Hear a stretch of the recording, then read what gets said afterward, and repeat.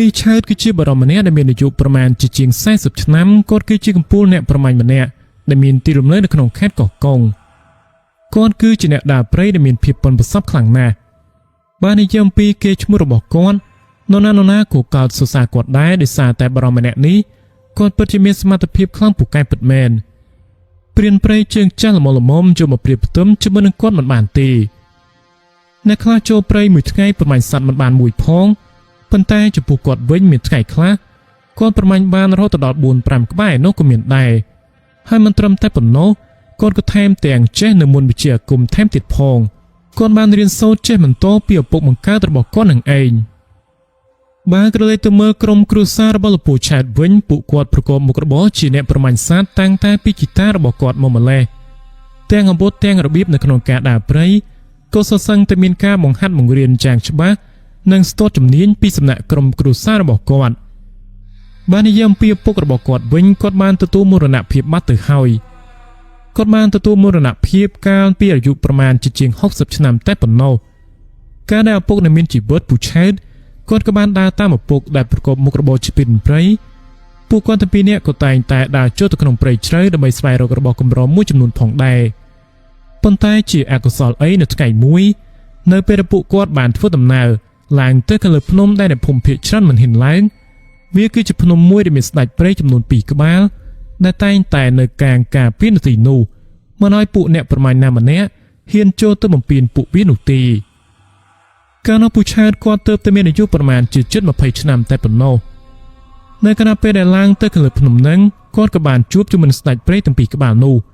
ពួកវាគឺជាសត្វខ្លាដំបងនឹងឯង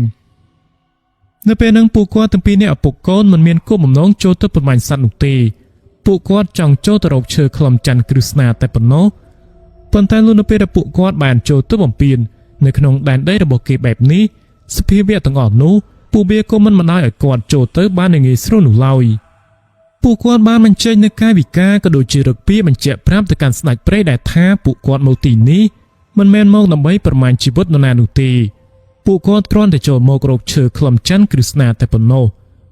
ប៉ុន្តែនៅគណៈពេលនោះនរណាទៅនឹកស្មានដល់ទៅស្ដេចព្រៃទាំងពីរក្បាលនឹងពួកវាក៏បានវាយប្រាមកកាន់ពួកគាត់នៅគណៈពេលដែលមកត្រូវតទល់ជាមួយនឹងសត្វខ្លាដំបងទាំងពីរក្បាលបែបនេះ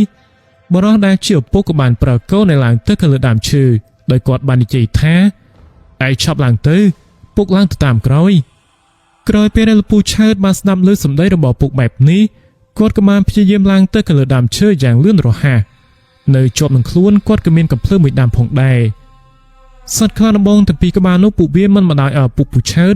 រួចខ្លួនបាននឹងងាយស្រួលនោះទេនៅពេលដែលឪពុកពូឆើតគាត់មើលឃើញថាសត្វខ្លាវាបានចូលមកដោយខ្លួនឯងមិនអាចឡើងទៅកលើតាន់គាត់ក៏បានបាញ់សម្ដៅទៅរកវានៅគណៈពេលនោះក្រកំភ្លើងក៏បានបញ្ចប់ជីវិតសត្វខ្លាដំបងមួយក្បាលនៅគណៈពេលដែលវាកំពុងតែបោលសម្ដៅចូលមកគាត់ក៏បានកេះកៃកំភ្លើងចំនួន2គ្រាប់បញ្ចប់ជីវិតសត្វខ្លានោះទៅ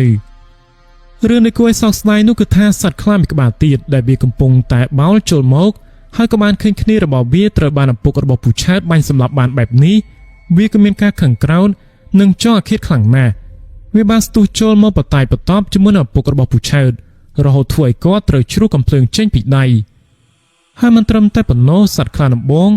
វាក៏បានខាំនៅត្រង់បរិវេណស្មារបស់គាត់រហូតធ្វើឲ្យគាត់ស្ទើរតែនឹងដាច់ស្មាបាត់ទៅហើយពូឆើតនៅពេលបានឃើញលោកឪពុកកំពុងតែស្ទើរនៅក្នុងស្ថានភាពគ្រោះថ្នាក់បែបនេះគាត់ក៏បានទាញកំភ្លើងនិងយាតម្រង់ចុះទៅខាងក្រោមបន្ទាប់មកគាត់ក៏បានកេះកៃកំភ្លើងចំនួន2-3គ្រាប់ផងដែរប៉ុន្តែគ្រាប់កំភ្លើងទាំងអស់នោះវាក៏បានទៅត្រូវចំជើងខាងក្រោយរបស់សត្វខ្លាលុះរហូតបណ្ដាលឲ្យវាខូចជើងខាងក្រោយមួយចំហៀងហើយមួយគ្រាប់ទៀតវាក៏បានទៅត្រូវនៅលើខ្នងរបស់វាទៀតសត្វខ្លាមួយក្បាលនេះវាពិតជាមានអាយុវែងខ្លាំងណាស់គ្រាប់កំភ្លើងបាញ់ប៉ុណ្ណឹងហើយក៏នៅតែមិនអាចបញ្ចប់ជីវិតវាបានទៀត สโรเปได้กรอกำเพลิงไปกรอบตีดได้ปุปุชาติกดบานบันเจนตึกเขาสัตว์คลานบองนังเบียกบานชิโรดกะพยายามคำปนาจิบดปุกระบบปุชาติในขนมกรีโนใต้มาดองเตยบ้านในเยี่ยมปีละปุชาติบินนเปรกอดบานขึ้นแบบนี้กอดก็มีสมรดสอนสลอกขังนะปรุธานเปลหมุนนี้กอดอาจบันเวียดเตยดิซาแต่เมื่อคืนสัตว์คลาเวในปีละคลุนปุกปันได้มาดองนี้สัตว์คลาจะมือนังดองคลุนบ่อปุกวิสเทนลีหล่อมคเนียก้อนมันเห็นไม่หนุเตโดยมีการไพ่คลายไกรถากรอบก็อาจจะนังเตยเตอปุกระบอกคลุนสัตว์คลานบมิกบานี้กลายเป็นระเบียบบันคำปนัดโยกับจูจิปุตอปุกระบอกปูชาดบานหายแต่ในคลุนเบียกำปงจะมีหนวดบัวเบียกบานดังท่ามาได้ล้างติดจัดการปูชาดบานตีเตอเบียกบานเบาเจนตัวบนจังเลื่อนรอหาสัตว์คลานบมิกบานนี้วีรถบานตรมแต่จึงใบแต่ปนโนจึงมือตีระบอกเบียคือโคดบัตรหายนั่นเป็นอุปูชาดก้อนกบาลพิจิเยี่ยมบันประมาณครอบตะลือเบียได้ปันใต้กรอกำเพลิงต่างอ่อนนู้วีบันไอเพื่อไว้เบียบ้านหนุตีกลายมองสัตว์คลานบอมิกบานังเวียกบารุดกิจจะจิ้งปิตีหนังเตยผู้ชายในเปรบานหมกขึ้นแบบนี้ก้อนกูการตะเมียนเพียบอ่องอายคลาหันคลังหน้าก้อนมันมาสงอมในกระเลือดามเชิญหนึ่งทีหนุตีก้อนมันโจทย์กันกรมดำไม่ช่วยเป็นนัดมือลูกอบปุกในเปโนเอาใบกรุบแจงเวียกบาลหูเปลอ้อตือหายอบปุกระบอลผู้ชายก้อนกบาลพอดอยู่จีบบัตรหายในขนมเขียนนูผู้ชายในเปนี้ก้อนกบาลตรมตายใส่ตรโหจุ้มได้มาได้ช่วยเอาไว้แต่การโลกอบปกบานจับตั้งใต้ปิดไก่หนูเมาผู้ชายกอดกบาลกลุ่มกวนตะเลิศสัตว์คลานบอมกบาลนุจิคลังกอดบานพิจิเยี่ยมสไฟเราออกกะนังพิจิเยี่ยมตามรกเวจิตรันเลือกจรันซาตัวใบจิตรบานมาได้ระบอกกอดเฟื่อการหามควอดแจงหน้ากดดอยตัวใบจิมาได้หามควอดแจงหน้ากดดอยก็กอดเนยแต่เมียนเพียบเรื่องตดตึงจังเจนเตอร์ใต้ดอกได้กอดบานลางเตอร์ขลุ่มผนุมนุประหารจีใบบุญดองติดพองปันใต้กอดก็เนยแต่มาได้สไฟรกสัตว์คลามิกบานหนึ่งคืนสมัยได้สะสมสัตว์คลาดาปุปุชาติบาดหมายสำหรับการปิดไก่หมุนนังเบี้ยกบาลบัดผ่องใด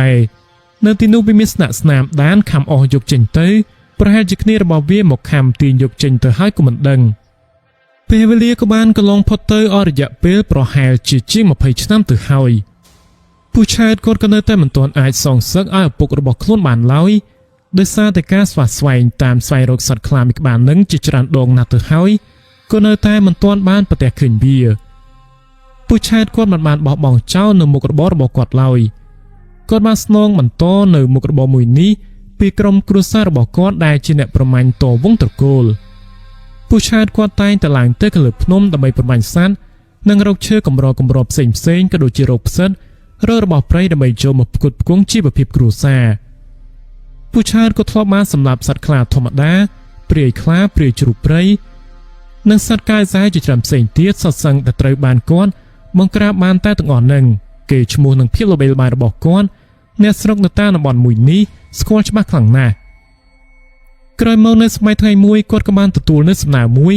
โดยมีเนพมเมียนชีพเพียบทูเทียกูซัมเนะเกยจังบานตึกมุมหนึ่งผลัดขมุมปันตายเกยจังบานระบอหน้าโดยมีก้นเพียบละอให้มาอย่างวินติดนู้เนได้เกยมรกนังเบี้ยก็มีนแต่ผู้ชาติมาแนหนึ่งเองปลุกถาก้อนคือชิมนุษย์ได้สกอในตื้อดำบอลโกได้ฉบับลัวผู้ชายกอดกบาลตัวยุสำนานีได้ซาแต่กอดก็ทลอบบานเคยตีกันหลายจ่ามวยได้ขมุมมีบานฟื้นสมบกตีตังมวยนุวิสตันหรือพนมได้โลปกระบอกก้อนบานตัวในจักรรมหนึ่งเองเนื้อตีนุบิเมียนดามเชื่อมิดดามได้มีสมบกมุมเราตลอดเชียงซ้ำเสื้อสมบกไอโนผู้ชายก็ทลอบบานประแต่เคยทาเนื้อตีนุวิปัจจิเมียนเปิดประกาศแมนผู้เพศขมุมแบบนี้วิมันเจ้าตีกันหลายหนูตีกันหลายหน้าแต่เบียบานการโกนการใจหายบานซงเวียโกนังเนื้อแต่เหมือนโตก้านตรองสมบกนูดอได้เราโหตัวตะเมียนมนุษย์ตัวบ่มพลายยืดมุ้ยกระดามเชิญนุบานงบเองจังเตยเตอบิปรมเจ้าเนื้อตีกันหลายมุยหนึ่งกระเปรบานตัวสำนักระบอกเกี่ยห้าวผู้ชายกดกระบาลเรียบจำในกันตรอระบบจำไม่ระบอกกดมุยจำนวนสปีลางเตอขลุ่มพนมรวมแต่เมียนกำเพลิงอาการมุยด้ามในจอดหนังคลุนแทมติดพองก็มาได้เพลิดในระบบจำบ้านในขนมทางยิ้มได้มีการจ่อแปะป้อนจะเป็นเรื่องร้ายมนกลุ่มขมายงงเงินดุตีให้ระบบอแต่งนี้วิกจิเกดำแนระบบจิตโดนจิตตาเนื้อปกระบอกก้อนหนึ่งเองผู้ชายก็บานสเปียตัวตามคลุนแต่ระหดหนึ่งเนื้อเปรบานทั่วดำหน้าตัวดอนก็เคยทาสัตว์ขมุมวินเนอร์ตายทั่วสมบกเนื้อขลุ่ดามเชื่อไม่ดามมุนหนดได้ปันท้ายเฉินนี้วิเมียนตมหมทอมขลังน่ะกมปูระบอบเบี้ยเวียกปูโปรแฮเชี่ยมาไพ่ไม่ได้โน នៅពេលដែលទឹកដល់គាត់ក៏បានរៀបចំនៅរបរចាំបាច់ដែលនឹងត្រូវធ្វើការឡើងទៅយកចំពោះពូឆាតដើមឈើដែលមានកម្ពស់ខ្ពស់បែបនេះវាមិនមែនជារឿងអីពិបាកសម្រាប់គាត់នោះទេគាត់ចេះរៀបកងជើងរៀបរបស់មួយចំនួនដែលធ្វើឲ្យគាត់អាចឡើងដើមឈើបានយ៉ាងមានសុវត្ថិភាពទៅតាមរបៀបបុរាណក្រោយមកគាត់ក៏បានឡើងទៅដល់ខាងលើដោយប្រើផ្សែងជាមួយនឹងរុក្ខជាតិមួយចំនួនដែលធ្វើឲ្យសត្វឃ្មុំវានាំគ្នាហើរគេចចាក់ចេញពីសំបុករបស់វានៅពេលដែលបានឡើងទៅដល់គាត់ក៏បានចាត់វាយកតាមរបៀបដែលគាត់ចេះនិងត្រង់យកទឹកឃ្មុំទាំងអស់នោះគ្រប់ចំនួនដែលគាត់ចង់បានបន្ទាប់មកគាត់ក៏បានរៀបចំដើម្បីចុះមកខាងក្រោមវិញនៅពេលនោះគាត់ក៏សាប់តែបានកលេចទៅឃើញសភាពៈនៃអបិយម្យ៉ាងវាបានធ្វើឲ្យគាត់ហួសចិត្តផ្អាកនៅសកម្មភាពក៏ដូចជាដំណើររបស់គាត់ដែលត្រូវចុះមកខាងក្រោមនឹងគាត់បានងាកសម្លឹងទៅឃើញសត្វខ្លាដំបងមួយក្បាលដែលវាកំពុងតែធ្វើបំលាស់ទីនៅឆ្ងាយពីគាត់ប្រហែលជា30ទៅ40ម៉ែត្រដោយសារតែគាត់នៅទីខ្ពស់ដូច្នេះហើយទើបបានជាគាត់អាចមើលឃើញវាបានច្បាស់សត្វខ្លាដំបងមួយក្បាលនេះវាបានធ្វើឲ្យគាត់នឹកឃើញទៅដល់រឿងរ៉ាវដែលបានកន្លងផុតទៅកាលពីរយៈពេល25ឆ្នាំមុនគាត់បាននឹកឃើញទៅដល់សត្វខ្លាដំបងមួយក្បាលដែលបានមកខំសម្លាប់ឪពុករបស់គាត់ហើយសត្វខ្លាដំបងមួយក្បាលនោះវាគឺជាសត្វខ្លាដែលពូឆាតបានបាញ់វាឲ្យមានរបួសផងដែរដោយសារតែសត្វខ្លាមួយក្បាលនេះមើលទៅវាក៏ដូចជាមានអាយុចំណាស់ណាស់ទៅហើយមិនត្រឹមតែប៉ុណ្ណោះដំណើររបស់វាដើរឡើងប៉ាំងខ្យោចហាក់បីដូចជាមានលក្ខណៈបាក់ជើងខាងក្រោយមួយចំហៀងចឹងអញ្ចឹងដំណើររបស់សត្វខ្លាមួយក្បាលនេះវាក៏បានធ្វើឲ្យពូឆាតបាននឹកគិតទៅដល់រឿងរ៉ាវដែលបានកន្លងផុតទៅគាត់ចាំបានច្បាស់ណាស់ថាវាគឺជាសត្វខ្លាមួយក្បាលដែលគាត់នឹងខ្មៅឪពុករបស់គាត់បានជួបប្រទះកាលពីពេលប្រមាណឆ្នាំកន្លងទៅនឹងឯងកាលនោះគាត់បានត្រឹមតែគុំគួរនៅក្នុងចិត្តដោយមិនអាចធ្វើអ្វីវាបានឡើយដោយសារតែសត្វខ្លាមួយក្បាលនេះវាស្ថិតនៅរយៈចម្ងាយឆ្ងាយពីគាត់ខ្លាំងពេកហើយម្យ៉ាងវិញទៀតវាក៏បានដើរចូលទៅក្នុងព្រៃជ្រៅបាំងថ្មរហូតធ្វើឲ្យគាត់មើលលែងឃើញបាត់ទៅហើយនេះវាក៏ស្របពេលគ្នាដែលកំភ្លើតរបស់ពូឆាតគាត់មិនបានស្ពាយយកវាឡើងទៅខាងលើបានឡើយគាត់មិនបានស្ពាយឡើងមកខាងលើនេះទេគាត់បានទុកវានៅខាងក្រោមដើមឈើឯណោះបើសិនជាសត្វខ្លាមួយក្បាលនឹងចូលមកគាត់ក៏នឹងមិនមានអ្វីដើម្បីយកចេញមកប្រយុទ្ធតស៊ូជាមួយនឹងវាដែរដូច្នេះក៏មានតែរងចាំឲ្យវាចាក់ចេញទៅផុតហើយគាត់ក៏នឹងចុះមកខាងក្រោមវិញប៉ុន្តែលុះនៅពេលដែលសត្វខ្លានោះបានចេញមកបង្ហាញខ្លួនភ្លាមនោះគាត់ក៏មានគំនិតគិតចង់សងសឹកឲ្យលោកឪពុកតែម្ដងគាត់បានរងចាំប្រហែលជាកន្លះម៉ោងឯណោះតតែសត្វខ្លានោះវាបានចាក់ចេញទៅផុតក្រោយពេលដែលវាបានចេញទៅផុតគាត់ក៏បានគិតថាគាត់អាចជានឹងមានសមត្ថភាពហើយនៅពេលនេះលុះធ្វើការរងចាំបានមួយសន្ទុះធំហើយគាត់ក៏បានចុះមកខាងក្រោមដើមឈើវិញស្ពាយឃ្មុំនិងសម្ភារៈចាំបាច់មួយចំនួនព្រមជាមួយនឹងកំភ្លើរបស់គាត់ដើរធ្វើដំណើរផ្ទុយគ្នាពីទិសដៅដែលសត្វខ្លានោះវាបានចេញទៅគាត់ចង់ធ្វើដំណើរវៀងទៅឲ្យឆ្ងាយមិនចង់ជួបវានោះទេព្រោះគិតថាពេលវេលាមិនទាន់សមស្របនៅពេលនេះគាត់ក៏ត្រូវតែមានការត្រៀមខ្លួននិងរៀបចំរបស់ចាំបាច់មួយចំនួនផ្សេងទៀតដើម្បីចេញទៅប្រមាញ់វាបើប្រមាញ់នៅពេលនេះក៏មិនដឹងថាអាចយកឈ្នះវាបានដែរឬមួយក៏យ៉ាងណាបន្ទាប់មកពូឆាតគាត់ក៏បានធ្វើដំណើរលឿនរហូតបានទៅដល់ផ្ទះដោយមានសុវត្ថិភាពគាត់មិនបាននិយាយរឿងនេះប្រាប់ទៅកាន់ប្រពន្ធកូនរបស់គាត់ឡើយក្រោយពេលបានទៅដល់ផ្ទះហើយគាត់ក៏បានប្រមូលឃ្មុំមួយចំនួនជោគទៅឲ្យម្ដាយរបស់គាត់ដែលជាស្ត្រីមេម៉ាយដែលរស់នៅក្នុងភូមិជាមួយគ្នាលោកពូឆាតគាត់បានមើលថែទាំយកចិត្តទុកដាក់ខ្លាំងណាស់ចំណែកឯប្រពន្ធរបស់គាត់ក៏ជាមនុស្សចិត្តទូលាយមិនចង្អៀតចង្អល់ចិត្តអាក្រក់ចំពោះម្ដាយក្មេងនោះទេនៅពេលណាដែលមានសម្លមានម្ហូបឆ្ងាញ់មិនដែលភ្លេចព្រះរស់ម្នាក់នេះឡើយពួកគាត់តែងតែយកចិត្តទុកដាក់បែបនេះជាប្រចាំបន្ទាប់ពីបានប្រមូលឃ្មុំប្រគល់របស់ឲ្យគេហើយគាត់ក៏បានត្រឡប់ទៅផ្ទះវិញក្រោយមកលោកពូឆាតគាត់ក៏បានឡើងទៅខាងលើទីកន្លែងអាសនៈរបស់គាត់នៅក្នុងកេះឈើតូចមួយវាក៏មានគ្រាប់កំភ្លើងរហូតដល់30គ្រាប់គ្រាប់កំភ្លើងអស់ទាំងនេះវាសុទ្ធសឹងតែមានសន្តានខុសៗគ្នាគ្រាប់ចំនួន10គ្រាប់គឺជារបស់ជីតារបស់គាត់ចំណែក10គ្រាប់ទៀតវាគឺជារបស់ឪពុករបស់គាត់ដែលជាអ្នករៀបចំចំណែកឯចំនួន10គ្រាប់ផ្សេងទៀតវាគឺជារបស់ដែលព្រះសង្ឃទូដងមួយអង្គបានប្រគល់មកឲ្យឪពុករបស់គាត់របស់អស់ទាំងនេះវាសុទ្ធសឹងតែមាននៅក្នុងកេះទាំងអស់របស់នេះវាគឺជារបស់ដែលមានអំណាចអានុភាពខ្លាំងក្លាសម្បើមណាស់ដោយសារតែពួកវាត្រូវបានបញ្ចុះទៅដោយមន្តវិជ្ជាអាគមជាច្រើនពូឆាតក៏មានការច្បាស់លាស់នៅក្នុងចិត្តថាសត្វខ្លាមួយក្បាលនេះ វាមិនមែនដូចជាសត្វខ្លាព្រៃធម្មតានោះទេបើសិនជាប្រើក្រកកំភ្លើងធម្មតាមិននឹងថាអាចធ្វើអ្វីវាបានដែរឬមួយក៏យ៉ាងណាទើបបានជាគាត់ទៅរកមើលរបស់របរចាំបាច់ដែលមាននៅក្នុងកេះឈើផ្សេងមួយទៀតគាត់បានទៅបើកវាចេញមកនៅក្នុងនោះវាក៏មានកន្សែងពណ៌ក្រហមមួយខ្សែអំបោះបីបញ្ចាំងដែលមានពណ៌សមួយនិងកូនក្បិតមួយដើមទៀតកូនក្បិតមួយដើមនេះក៏អាចយកមកដាក់នៅលើចុងកណ្ដុងកំភ្លើងអាកាសបានផងដែរកំបិតតូចមួយដើមនេះវាគឺជាកំបិតដែលបានដកចេញពីចុងកណ្ដុងកំភ្លើងឬដែលគេហៅថាកំបិតចំពោះទង់ឬមួយក៏ភាសាបរទេសហៅថាបាយយ៉ូណេតនឹងឯងចំពោះកំបិតនេះវាក៏ត្រូវបានឪពុករបស់គាត់យកវាទៅសូត្រសែបនៅមុនបាលីគាថាហើយមានបន្តទៀតនៅពីលើនិងមានការចងនៅខ្សែអំបោះដែលបានមកពីព្រះសង្ឃទុដងនៅក្នុងព្រៃដូចគ្នាហើយមិនត្រឹមតែប៉ុណ្ណោះគាត់ក៏បានយកវាទៅឲ្យគ្រូដទៃទៀតបញ្ចុះនៅមុនវិជ្ជាឲ្យផងដែរពូឆាតក៏ទុកវាសម្រាប់ប្រើប្រាស់តែពេលណាដែលមានការចាំបាច់តែប៉ុណ្ណោះកាលណាដល់ពេលវេលាដែលត្រូវចេញម៉ូតូតាំងនៅក្នុងរយៈចម្ងាយជិតជាមួយនឹងសត្វខ្លាវាក៏នឹងប្រើប្រាស់កំបិតមួយនេះបានដើម្បីប្រយុទ្ធជាមួយនឹងវាចំណែកឯនៅក្នុងកេះឈើមួយផ្សេងទៀតដែលស្ថិតនៅខាងក្រោមអាសនៈរបស់គាត់ក៏បានទាញវាចេញមកពិនិត្យមើលនៅក្នុងកេះឈើមួយនេះវាក៏មានឯកដូចជាដែលពោពេញទៅដោយយ័ន្តនិងអក្សរបាលីវាគឺជារបស់ដែលជីតារបស់គាត់បានបន្សល់ទុកឲ្យរបស់នេះគាត់ក៏តែងតែដាក់នៅតាមខ្លួនផងដែរគាត់ពាក់វាដើម្បីការពារចំពោះមន្តវិជ្ជាអាគមក៏ដូចជាការពារចំពោះពពួកអមនុស្សដទៃទៀតដែលមានស្ថិតតាមព្រៃគាត់ពាក់វាដើម្បីការពារខ្លួនខ្លាចមានពួកអមនុស្សព្រាយបិសាចណាមួយចុះមកធ្វើបាបគាត់ក្រៅពីសត្វខ្លាឯដូចចេះមួយនេះមិនមែនថាការពារបានតែចំពោះក្រកកំភ្លើងការពារបានតែចំពោះមន្តវិជ្ជាអាគមខ្មែរនោះទេវាអាចការពារខ្លួនគាត់បាននៅពេលណាដែលមានវិញ្ញាណអាក្រក់ចូលមកជាបានថែមទៀតផងពូឆាតក៏បានត្រៀមខ្លួនជាស្រេចដើម្បីចូលទៅប្រមាញ់សត្វខ្លាដល់កាយសាមួយក្បាលនោះសងសឹកជូនវិញ្ញាណរបស់លោកឪពុកក្រៅពីរបស់ពូកែស័ក្តិសិទ្ធិអស់ទាំងនឹងហើយពូឆាតគាត់ក៏នៅសល់កំបិតមួយដើមទៀតកំបិតនេះអាចនិយាយបានថាគឺជាកំបិតអាគមក៏អាចថាបានដែរប៉ុន្តែកំបិតនេះវាពោពេញទៅដោយសារធាតុពិសរបស់សត្វពស់ជាច្រើនប្រភេទនៅលើផ្លែកំបិតវាមានលាបទៅដោយពិសពស់បេកពិសសត្វក្អែបនិងពិសសត្វកាយសាជាច្រើនផ្សេងទៀតរួមទាំងជាតិពិសដែលផ្សំឡើងអំពីឫសឈើនិងសបកឈើផ្សេងទៀតអាចនិយាយបានថាគឺជាអាវុធមួយដ៏មានប្រសិទ្ធភាពខ្ពស់បំផុតចំពោះរបស់អស់ទាំងនេះវាគឺជារបស់ដែលឪពុករបស់គាត់ជាអ្នកបង្កើតឡើងសម្រាប់ការពារនៅពេលណាដែលមានភាពចាំបាច់កាលណាដែលកំបិតនោះបានចាក់ទៅលើនរណាម្នាក់ឬមួយក៏សត្វណាមួយហើយជាតិពិសទាំងអស់នេះវាក៏នឹងជ្រាបចូលទៅក្នុងសរសៃឈាមធ្វើឲ្យគូភាគីគូសត្រូវរបស់គាត់មានគ្រោះថ្នាក់ឬមួយក៏ថមថយនៅកម្លាំងជាខ្លាំងដោយសារតែជាតិពិសមួយនឹងឯងនៅគណៈពេលដែលលោកពូឆាតកំពុងតែរៀបចំរបស់របរដែលមានភាពចាំបាច់នឹងប្រពន្ធរបស់គាត់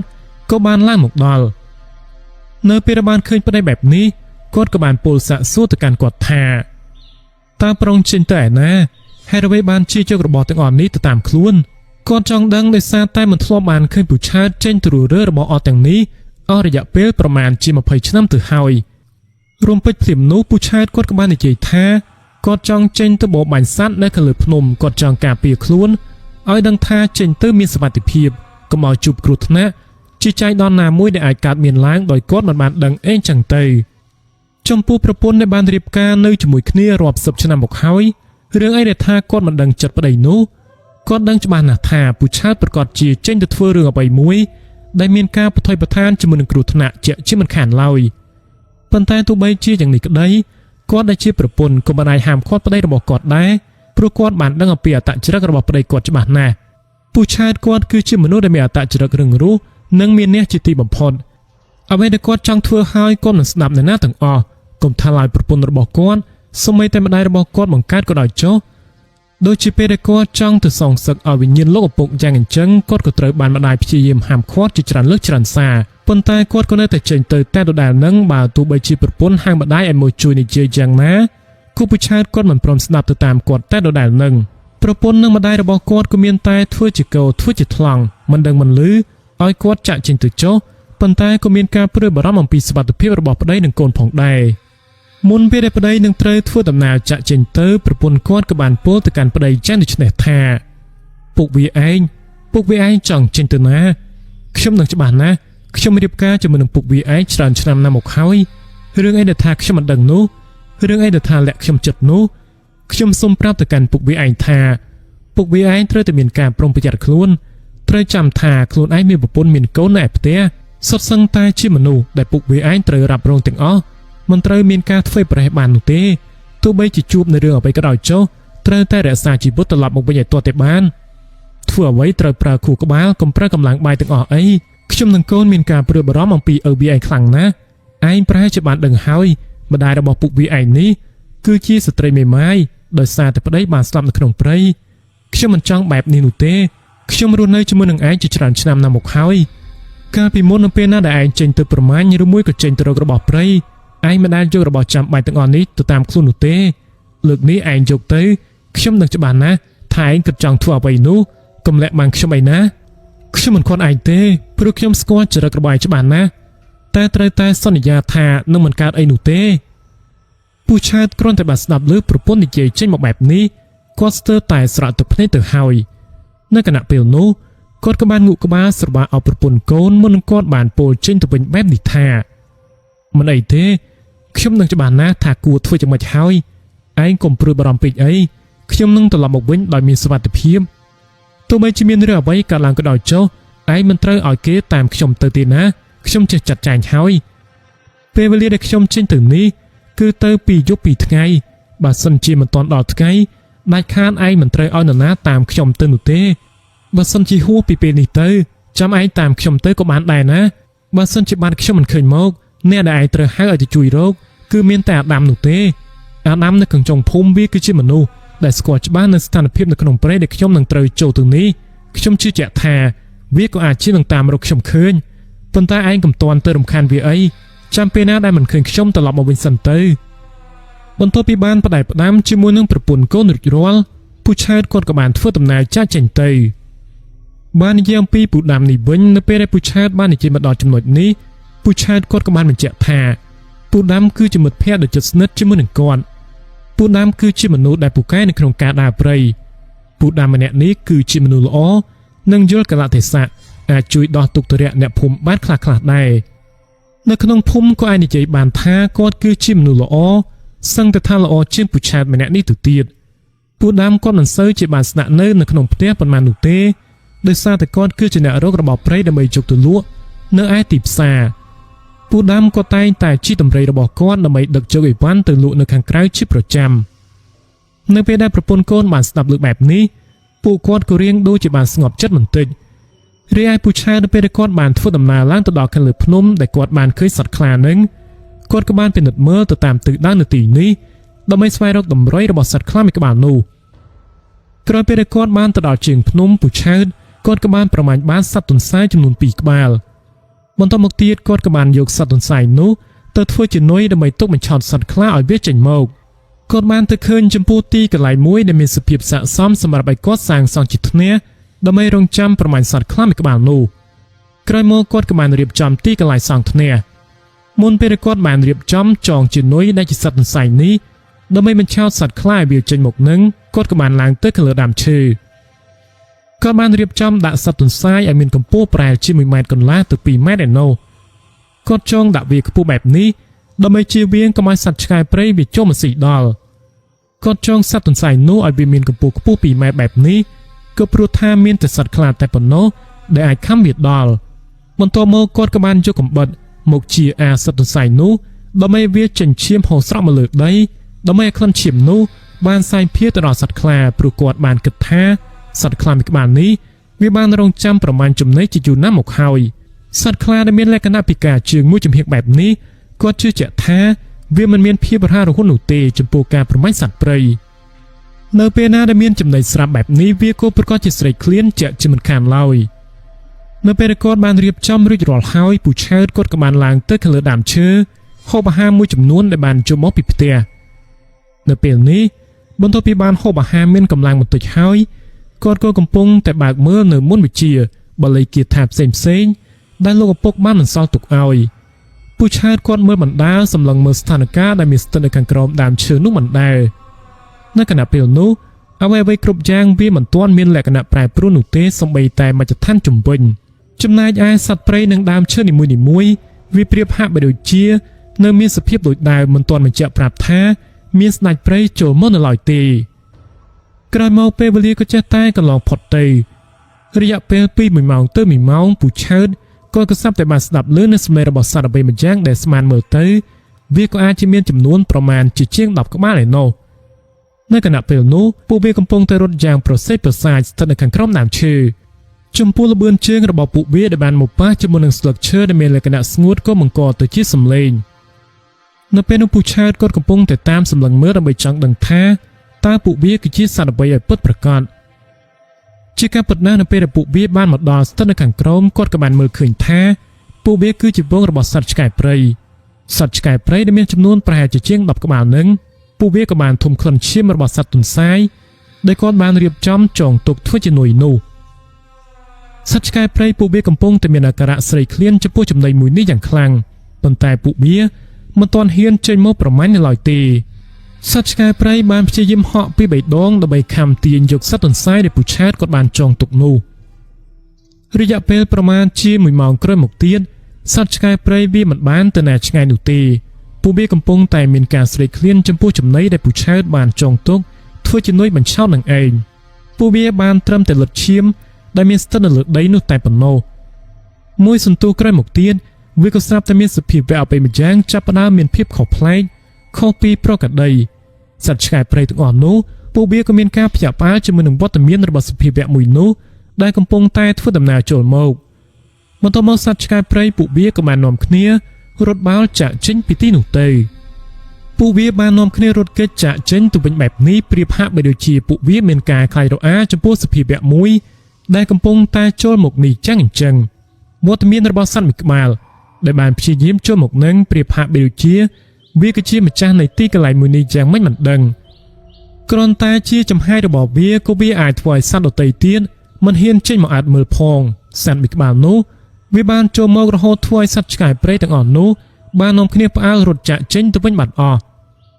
វាគឺជាសត្វខ្លាដំបងមួយក្បាលដែលមានត្រឹមតែជើង3ជើងខាងក្រោយមួយចំហៀងវាដើរប៉ាំងខ្ញាយមកដល់ដីនោះទេនៅទីបំផុតសត្វខ្លាមួយក្បាលនឹងវាក៏បានធ្វើដំណើរចូលមកដល់រំពេចភ្លាមនោះពូឆាតគាត់ក៏បានទម្លាក់នៅសិភៅបាលីគាថារបស់គាត់ចុះពូឆាតបានដកដៃយ៉ាងយឺតទៅចាប់ទាញយកកំភ្លើងសត្វខ្លាដំបងមួយក្បាលនេះវាប្រៀបហាក់បីដូចជាបានដឹងនឹងធំក្លិននៃចំណីរបស់វាយ៉ាងអញ្ចឹងដែរលុះនៅពេលដែលវាបានមកដល់វាក៏បានទៅបាំងខ្លួនជាមួយនឹងគល់ឈើដ៏ធំមួយដើមវាបានឈរមើលចំណីដែលមានស្ថិតនៅចំមួយកន្លែងពីចម្ងាយប៉ុន្តែនៅគណៈពេលនោះដែរវាក៏មិនទាន់បានចេញមកបង្ហាញខ្លួនឲ្យពូឆាតបានឃើញច្បាស់នៅឡើយទេរំពេចភ្លាមនោះពូឆាតគាត់ក៏បានងាកទៅឃើញត្រឹមតែចុងកន្ទុយរបស់វាដែលកំពុងតែបកចាំងរវិចតែប៉ុណ្ណោះទាំងដងខ្លួននិងក្បាលរបស់វាបានបាំងនៅគល់ឈើជិតឈឹងបាត់ទៅហើយដូច្នេះហើយគាត់មិនអាចបាញ់វាបានឡើយពូឆាតបានព្យាយាមតម្រង់កំភ្លើងចាំមើលវាចំណែកឯសត្វខ្លាមួយក្បាលនេះវិញវាក៏បាននៅសង្ងំលាក់ខ្លួនដោយដើមចឹងអញ្ចឹងដែរនៅពេលនោះក៏ស្រាប់តែញើសវាក៏បានហូរចុះមកចូលនៅក្នុងកែវភ្នែករបស់គាត់ពូឆាតគាត់ក៏បានជោគដៃមកជូតញើសចេញនៅខណៈពេលដែលគាត់បានជោគដៃទៅជូតញើសចេញនឹងសត្វខ្លាមួយក្បាលនោះវាក៏បានលោតទៅខំត្របាក់យកសត្វទន្សាយទាំងពីរក្បាលនោះស៊ីចូលទៅក្នុងពោះមុននឹងវាមករត់កិច្ចចាក់ចេញទៅវិញបាត់តែម្ដងពេលវេលាត្រឹមតែមួយប្រពេចភ្នែកតែប៉ុណ្ណោះសត្វខ្លាដំបងនោះវាក៏បែរជាមានល្បឿនលឿននិងរ៉ារហួនយ៉ាងនេះទៅវិញយ៉ាងនឹកស្មានមិនដល់ពូឆាតគាត់បានដកដង្ហើមធំលាយឡំជាមួយនឹងសេចក្តីអស់សង្ឃឹមដោយសារតែឱកាសល្អបានចូលមកដល់ហើយតែក៏បែរជាគាត់មានការធ្វេសប្រហែសបែបនេះអញ្ចឹងសោះហើយណាមួយសត្វខ្លាមួយក្បាលនេះវាពិតជាមានភាពវៃឆ្លាតខ្លាំងណាស់វាមានលក្ខណៈឆ្លាតខុសប្លែកពីប្រក្រតីតែម្ដងហើយម្យ៉ាងវិញទៀតចំណីដែលគាត់បានយកមកដាក់សម្រាប់ធ្វើជានុយទុកសម្រាប់ប្រមាញ់វានឹងក៏ត្រូវបានវាស៊ីបាត់អស់ទៅទៀតដូច្នេះហើយលទ្ធភាព 100% វាក៏នឹងមិនវិលត្រឡប់មកវិញទៀតនោះទេពូឆាតគាត់បានត្រឹមតែអង្គុយចុះប្រកបទៅដោយសេចក្តីអស់សង្ឃឹមប៉ុន្តែទោះបីជាយ៉ាងនេះក៏ដោយក៏គាត់មិនហ៊ានចុះទៅខាងក្រោមធ្នះដើម្បីធ្វើដំណើរទៅណាទៀតនោះទេមានតែត្រូវរងចាំនៅខាងលើដើមឈើលុះរហូតឈានមកដល់ពេលមេឃភ្លឺដើម្បីរីរកនៅវិធីសាស្ត្រចាត់ការទៅកាន់សត្វខ្លាមួយក្បាលនេះបន្តទៀតនៅខណៈពេលដែលគាត់កំពុងតែអង្គុយនឹកគិតថាហើយអ្វីបានជាសត្វខ្លាមួយក្បាលនេះវាអាចហាត់ក្លិនដឹងច្បាស់យ៉ាងនេះទៅវិញទាំងនៃគាត់បានប្រើប្រាស់នៅបាលីគាថា ក៏ដូចជាប្រើប្រាស់នៅមន្តវិជ្ជាជាច្រើនផ្សេងទៀតដើម្បីកុំឲ្យសត្វខ្លាវាចាប់ចំណុចដឹងថាគាត់កំពុងតែស្ថិតនៅទីកន្លែងណាឲ្យពិតប្រាកដឬមួយក៏សត្វខ្លាមួយក្បាលនេះវាមានវិញ្ញាណអ្វីមួយចូលសន្ធិដ្ឋនៅក្នុងខ្លួនរបស់វាបាត់ទៅហើយទេដឹងពូឆាតគាត់ក៏បានរៀបចំខ្លួនដើម្បីសម្រាកបន្តនៅខាងលើធ្នះពេលវេលាក៏ចេះតែកន្លងផុតទៅពី1ម៉ោងទៅ1ម៉ោងលុះក្រោយមកនៅម៉ោងប្រមាណជាជិត8យប់សំឡេងរបស់សត្វឆ្កែព្រៃក៏បានព្រុសលឺឡើងត្រហឹងអឹងកងពីពេញព្រៃក្រោយមកទៀតសត្វបក្សីដែលនាំមកនៅប្រភ្នូលមិនល្អវាក៏បានចេញហើររកចំណីជាពិសេសគឺសត្វខ្លាញ់ស្រាក់និងសត្វមៀមនេះតែម្ដងហើយម្យ៉ាងវិញទៀតនៅក្នុងតំបន់នេះពូឆាតគាត់ក៏ចាប់អារម្មណ៍ឃើញថានៅទីនេះវាក៏មានវត្តមានរបស់សត្វកងគួចចំនួន2ក្បាលដែលវាបានហោះហើរពីទិសដៅមួយទៅកាន់ទិសដៅមួយផ្សេងទៀតនៅពេលនោះពូឆាតគាត់ពិតជាមានការចំណាយនៅក្នុងចិត្តយ៉ាងខ្លាំងចាស់បុរាណលោកតែតែមានជំនឿថាមានសត្វខ្លាទៅដល់ទីណាអាសត្វកងគួចក៏ប្រកាសជាទៅដល់ទីនោះពូឆាតបានចូលមកដល់ទីនេះជាច្រើនលើកច្រើនសារណាស់មកហើយពេលថ្ងៃពេលយប់ក៏ធ្លាប់ចូលមកដល់ផងដែរតែមិនអាចដឹងថាទីនេះវាមានសត្វកងគួចបែបហ្នឹងនោះទេសត្វកងគួចវាមិនបានរស់នៅទីកន្លែងហ្នឹងនោះទេហើយអ្វីបានជានៅក្នុងពេលនេះក៏ស្រាប់តែមានសម្លេងវាយំបែបហ្នឹងទៅវិញឬមួយក៏សត្វខ្លាមួយក្បាលនេះវាមិនទាន់បានទៅណាឆ្ងាយពីទីនេះទៀតនេះក៏អាចនិយាយបានថាវាកំពុងតែពួនស្ងំលាក់ខ្លួនរងចាំគាត់ផងក៏មិនដឹងនេះគឺជាមូលហេតុដែលធ្វើឲ្យពូឆាតគាត់មិនព្រមទម្រាតខ្នងដីឲ្យលក់នោះទេចំពោះអារម្មណ៍របស់គាត់ក៏នៅតែមានការព្រួយបារម្ភជាមួយនឹងសត្វខ្លាដំបងមួយក្បាលនឹងហើយម្យ៉ាងវិញទៀតនៅសុកវាក៏សាប់តែមានពន្លឺភ្លើងមួយដែលមានទំហំប្រហែលជាប៉ុនចានគោមរបស់ជើងនេះវាបានរះឡើងនៅក្បែរនឹងច្រាំងថ្មដ៏ធំមួយនៅត្រង់ចំណុចនោះវាគឺជាចំណុចដែលសម្បូរទៅដោយដើមព្រិចភ្លើងមួយនេះវាបានរះបញ្ចាំងឡើងដែលគួរឲ្យគាត់អាចមើលឃើញអំពីទិដ្ឋភាពផ្សេងនៅគណៈពេលនោះពូឆាតគាត់ក៏កំពុងតែមានការសង្ស័យថាហេតុអ្វីបានជានៅត្រង់ចំណុចមួយនេះវាមានភ្លើងរះចេញមកបែបនេះទៅវិញវាគឺជាប្រភេទភ្លើងព្រាយភ្លើងខ្មោចឬមួយក៏ជាភ្លើងអ្វីឲ្យពិតប្រាកដទៅយើងក៏មិនទាន់ដឹងច្បាស់នៅឡើយទេអ្វីដែលគួរឲ្យចាប់អារម្មណ៍ខ្លាំងជាងគេនោះគឺថាភ្លើងមួយនេះវាមិនបានរះខ្ពស់នោះទេវារះកម្ពស់ប្រហែលជា1ម៉ែត្រពីដីអីតែប៉ុណ្ណោះវាមានចលនាប្រហែលជា10ម៉ែត្រតែប៉ុណ្ណោះវាបានធ្វើចលនាហោះទៅមុខទៅក្រោយទៅវិញទៅមកស្ទើរនៅត្រង់ជុំវិញបរិវេណច្រាំងថ្មដែលគាត់បានមើលឃើញនោះនៅពេលនោះពូឆាតគាត់ក៏បានសង្ងំចាំមើលអំពីហេតុការណ៍ចម្លែកមួយនេះបន្តទៅទៀតលុះរហូតដល់មួយសន្ទូក្រោយមកទៀតភ្លើងនោះវាក៏បានទៅបាំងជាមួយនឹងដុំថ្មដ៏ធំមួយហើយក៏សាប់តែបានបាត់ឈឹងតែម្ដងសំឡេងរបស់សត្វកងគួចវាក៏បានយំនៅត្រង់ចំណុចដែលមានភ្លើងហោះនោះនេះគឺជាមូលហេតុដែលធ្វើឲ្យគាត់មិនហ៊ានធ្វេសភ្នែកឲ្យដេកលក់ទៅវិញនោះទេនៅខណៈពេលហ្នឹងវាក៏សាប់តែមានវងរបស់សត្វជ្រឹងជាច្រើនបានហោះហើរប្រទាក់គ្នានៅត្រង់ចំណុចដែលគាត់បានឃើញភ្លើងហោះកាលពីពេលអំបញ្ញមិញនេះគាត់ពិតជាមានការងឿឆ្ងល់ខ្លាំងណាស់នៅពេលនេះសត្វជ្រឹងដែលជាសត្វមានអំណាចនៅក្នុងពេលយប់ក៏បែរជានៅពេលដែលពួកវាបានហើរទៅដល់ចំណុចដែលគាត់បានឃើញភ្លើងនោះវាក៏ស្រាប់តែមានលក្ខណៈផ្អើលហើយហើរចាក់ចេញទៅវិញយ៉ាងមិនគួរឲ្យជឿតើវាបណ្ដាលមកពីមូលហេតុអ្វីទៅបានជាពួកវាខ្លាចទីកន្លែងមួយនេះយ៉ាងអញ្ចឹងវងសត្វស្លាបវាខ្លាចបែបនេះដោយសារតែនៅទីនេះវាមានសត្វខ្លាមួយក្បាលនឹងកំពុងតែលាក់ខ្លួនដោយអ្វីដែលគាត់កំពុងតែគិតស្មានឬមួយក៏យ៉ាងណាយើងក៏មិនទាន់ដឹងច្បាស់បើសិនជាសត្វខ្លាឬមួយក៏ព្រាយខ្លាដែលគាត់សង្ស័យនោះមាននៅទីនេះពិតមែនពូឆាតក៏មិនដឹងថានឹងទៅជាយ៉ាងណានោះទេលុះក្រោយមកបានបន្តិចពូឆាតគាត់ក៏ចាប់ផ្ដើមមានអារម្មណ៍ថាមិនសូវស្រួលនោះទេចំពោះចំណុចមួយនេះបើទោះបីជាគាត់សម្រាកក៏ដោយចុះគាត់ក៏តែងតែមិនអាចភ្លេចខ្លួនបាននោះទេគាត់បានព្យាយាមប្រើប្រាស់នៅវិញ្ញាណដែលគាត់បានរៀនដើម្បីជួយប្រាប់គាត់ក៏ដូចជាព្យាយាមកាងនៅត្រង់ទីកន្លែងនោះកុំឲ្យមានសភាវៈណាមួយចូលមកវាប្រាគាត់ទាំងដែលគាត់មិនដឹងខ្លួនពេលវេលាក៏ចេះតែកន្លងផុតទៅចំណែកឯពូឆាតគាត់ក៏មិនបានដេកលក់នោះដែរលុះរហូតឈានមកដល់ម៉ោងប្រហែលជាមួយរំលងអាត្រៀនគាត់ក៏បានភ្ញាក់មកវាតែនឹងធ្លាក់ចុះទៅខាងក្រោមធ្នះទៅហើយនេះសំណាងឲ្យតែគាត់បានចងខ្លួនភ្ជាប់ជាមួយនឹងដើមឈើនោះបានចង្រៀបរយល្អពូឆាតក៏បានភ្ញាក់មកដោយសារតែសម្លេងនៃសភាវៈអ្វីម្យ៉ាងបានមិនលើឡើងទោះបីជាគាត់បានស្ដាប់ឮវាក៏ពិតមែនប៉ុន្តែគាត់មិនទាន់ច្បាស់ 100% នោះទេដែលថាវាគឺជាសម្លេងរបស់សត្វខ្លាវាបានធ្វើជាសម្លេងហាក់ដូចជាសត្វពស់ចឹងអញ្ចឹងមិនមែនជាសម្លេងរបស់វាក្រហមនោះទេសូរសម្លេងនេះ វាបានបញ្ចេញឡើងនៅត្រង់បរិវេណទិសដៅខាងត្បូងចំណែកឯសត្វកងគួចវិញវាក៏បានជុំបន្លឺសំឡេងឡើងសាជាថ្មីម្ដងទៀតវាលឺនៅត្រង់ចំណុចដែលគាត់បានស្ដាប់លើសំឡេងនៃសភាវៈអ្វីម្យ៉ាងចម្លែកនឹងឯងនៅពេលនោះគាត់ក៏ចាប់ផ្ដើមមានការសង្ស័យថាសត្វខ្លាមួយក្បាលនឹងវាប្រកាសជាស្ថិតនៅទីកន្លែងនឹងយ៉ាងពិតប្រាកដមែនទៅតាមអ្វីដែលគាត់បានគិតស្មានពិតមែននៅក្រោយមកសំឡេងក្រហមរបស់សត្វខ្លាក៏បានបន្លឺឡើងពូឆាតគាត់កំពុងតែតាមសម្លឹងមើលដោយភ័យខ្លាចក្រែងថាសត្វខ្លាមួយក្បាលនេះវានឹងចូលទៅវាយប្រាគាត់ឯងចឹងទៅអ្វីគ្រប់យ៉ាងវាក៏ដូចជាអ្វីដែលគាត់បានគិតស្មានចឹងមែនសត្វខ្លាមួយក្បាលនោះវាពិតជាបានមកដល់ក្បែរនឹងទីកន្លែងដែលគាត់បាននឹងកំពុងតែស្នាក់នៅយ៉ាងពិតប្រាកដមែន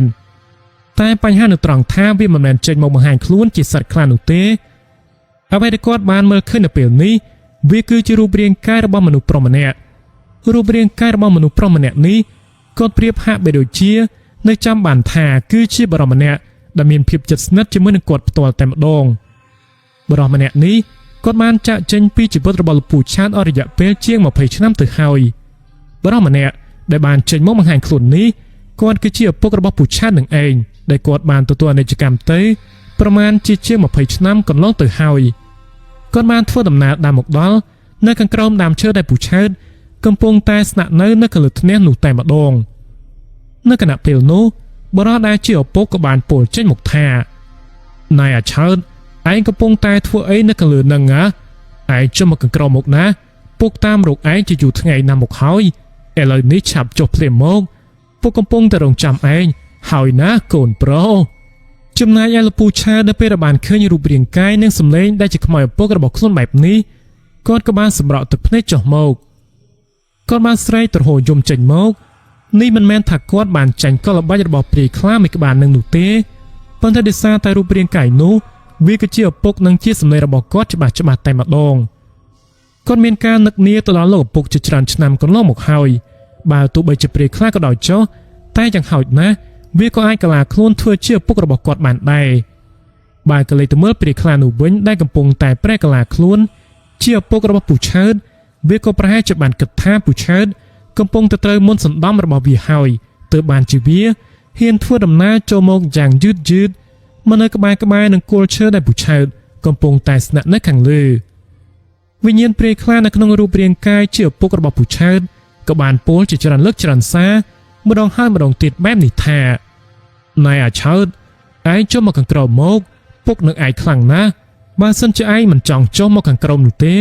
ពុកអាចឡើងទៅជួបឯងក៏បានដែរឯងចាំពុកនៅខាងលើនឹងហើយពុកឡើងទៅជាមួយនឹងឯងពុកក៏មិនចង់នៅខាងក្រោមនេះដែរពូឆាតដែលមិនបានភ្លេចសតិស្មារតីផងនោះគាត់ក៏បានកាន់កំភ្លើងជាប់នៅនឹងដៃយាតម្រង់កំភ្លើងចុះមកខាងក្រោមដោយសារតែហេតុការណ៍ការពីពេលមាញ់នេះទោះបីជាវាគឺជាព្រាយខ្លាក៏ដោយចុះតែវាបានធ្វើឲ្យគាត់នឹករលឹកទៅដល់ឪពុកដែលបានចែកឋានទៅជាខ្លាំងប៉ុន្តែឥឡូវនេះពូឆាតគាត់ក៏បានត្រៀមកំភ្លើងរងចាំវារួចជាស្រេចទៅហើយចាំថាវាឡើងមកមួយជំហានទៀតគាត់ក៏នឹងបាញ់សម្ដៅទៅលើវាតែម្ដងធ្វើយ៉ាងណាកំចាត់វាឲ្យបានចំពោះវិញ្ញាណព្រាយខ្លាដែលបានប្រែកលាខ្លួនធ្វើជាលោកឪពុករបស់ពូឆាតវិញនៅពេលដែលវាបានឃើញថាពូឆាតបានត្រៀមកំភ្លើងរួចរាល់បែបនេះវាក៏បានបង្វែរខ្លួនធ្វើឲ្យបាំងជាមួយនឹងមែកឈើបន្តិចដើម្បីកុំឲ្យពូឆាតមើលទៅចំត្រង់ពេកក្រោយមកបន្តិចវាក៏បានចូលមកមួយជំហានទៀតពូឆាតរៀបតែនឹងកេះកែងកំភ្លើងបាញ់ទៅហើយប៉ុន្តែមើលទៅព្រាយខ្លានេះវាពិតជាមានភាពវៃឆ្លាតខ្លាំងណាស់វាបានដឹងខ្លួនថាពូឆាតមិនបានចាញ់កលល្បិចរបស់វានោះទេរំពេចព្រាមនោះវាក៏ស្រាប់តែបានប្រែកលាខ្លួនคล้ายទៅជាសត្វខ្លាវិញហើយមកសម្ដៅយ៉ាងលឿនរហ័សចូលទៅក្នុងព្រៃជ្រៅវិញបាត់ទៅពូឆាតគាត់ពិតជាមានការសោកស្ដាយខ្លាំងណាស់មិនទាន់នឹងបានបាញ់វាផងវាក៏បែរជាអាចគេចខ្លួនទៅវិញបានបែបនេះទៅវិញកាលពីពេលបាញ់មិញនេះបើសិនជាវាភ្លេចខ្លួនត្រឹមតែ1នាទីអីទៀតគាត់ក៏ប្រកាសជាអាចបាញ់វាបានសម្រេចបាត់ទៅហើយព្រោះថាពូឆាតនេះគាត់បានសេរីកំភ្លើងទៅត្រង់ចំណុចមួយដែលគាត់គិតថានឹងអាចបាញ់វាទៅមានប្រសិទ្ធភាពប៉ុន្តែលុះនៅពេលដែលគាត់បានលើកកំភ្លើងសេរីចេញមកសត្វខ្លាវាក៏បានរត់ចូលទៅក្នុងព្រៃវិញបាត់ទៅវាប្រែជាបានគិតថានឹងចេញមកអន្ទង់ចិត្តធ្វើយ៉ាងណាឲ្យពូឆាតព្រមចូលទៅក្នុងអន្ទាក់របស់វាប៉ុន្តែពេលនេះវាក៏ត្រូវបានពូឆាតដឹងនៅល្បិចកលរបស់វាបាត់ទៅហើយពូឆាតនៅពេលដែលគាត់បានជួបនៅរឿងរ៉ាវហួចចិត្តបែបនេះគាត់មិនហ៊ានសម្រាកទៀតនោះទេ គាត់មានអារម្មណ៍ថាទីកន្លែងដែលគាត់កំពុងតែស្នាក់នៅនេះវាមានគ្រោះថ្នាក់ខ្លាំងណាស់ដូច្នេះហើយគាត់ក៏ត្រូវតែមានការប្រុងប្រយ័ត្នជាងមុនបន្តិចដោយសារតែព្រាយខ្លាវាបានដឹងហើយថាគាត់បានដឹងខ្លួនដូច្នេះហើយ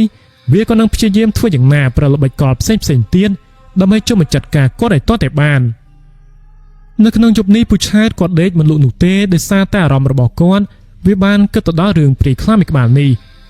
កាលពីដំបូងឡើយគាត់បានគិតថាប្រកាសជាមានការពិបាកនៅក្នុងការតាមរកតាមប្រមាញ់វាប៉ុន្តែឥឡូវនេះវាក៏បានជាមកដល់ទីកន្លែងដែលគាត់កំពុងតែស្នាក់នៅតែម្ដងអញ្ចឹងក៏មានន័យថាព្រាយខ្លាមួយក្បាលនេះ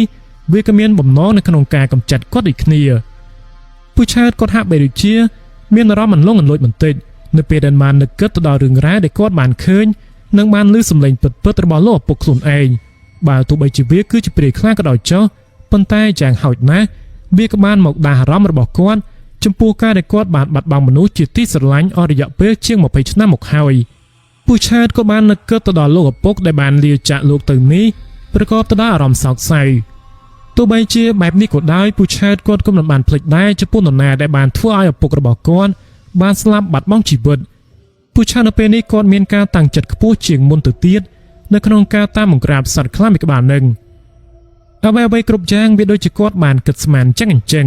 គាត់បានគិតស្មានថាសត្វខ្លានេះវាមិនបានទៅណាឆ្ងាយទៀតនោះទេទោះបីជានៅពេលនេះវាបានคล้ายទៅជាសត្វខ្លាដែលមានអាយុច្រើនក៏ដោយចុះនៅគណៈពេលដែលគាត់កំពុងតែនឹកគិតទៅដល់លោកឪពុកនឹងវាក៏ស្រាប់តែមានសត្វបក្សីចំនួន2ក្បាលបានហើរមកទុំនៅពីលើដើមឈើដែលគាត់កំពុងតែស្នាក់នៅសត្វបក្សីទាំង2ក្បាលនេះខ្លួនរបស់វាមិនសូវជាធំអីប៉ុន្មាននោះទេពួកវាបានហើរចេញមកដោយមិនបានបញ្ចេញសម្លេងអ្វីឲ្យគាត់ដឹងទាំងអស់វាបានបញ្ចេញសម្លេងគឺនៅពេលដែលវាបានហោះហើរមកដល់ខាងលើដើមឈើដែលពូឆាតបានសាងសង់ធ្វើជាធ្នះពួកវាគឺជាសត្វកងគួចទាំង2ក្បាលដែលបានបញ្ចេញសម្លេងឲ្យគាត់បានឮកាលពីរយៈពេលមុននឹងឯងនៅក្នុងពេលនេះចុះហេតុអ្វីបានជាវាមកទុំនៅពីលើដើមឈើដែលគាត់កំពុងតែស្នាក់នៅបែបនេះទៅវិញជាពិសេសនោះពួកវាមិនបានខ្លាចអំពីវត្តមានរបស់ពូឆាតដែលកំពុងតែស្ថិតនៅខាងលើដើមឈើនឹងនោះទេនៅគណៈពេលដែលពូឆាតកំពុងតែតាមសម្លឹងមើលសត្វបក្សីទាំង2ក្បាលនេះគាត់ក៏ស្រាប់តែបានស្ដាប់ឮនៅសម្រាប់ជើងអ្វីម្យ៉ាងដែលបានមិនលើឡើងតាមការពិតទៅសត្វខ្លាមួយក្បាលនោះវាក៏បានទៅនៅឯខាងក្រោមដើមឈើដែលគាត់កំពុងតែស្ងំលាក់ខ្លួននៅខាងលើធ្នះនឹងឯង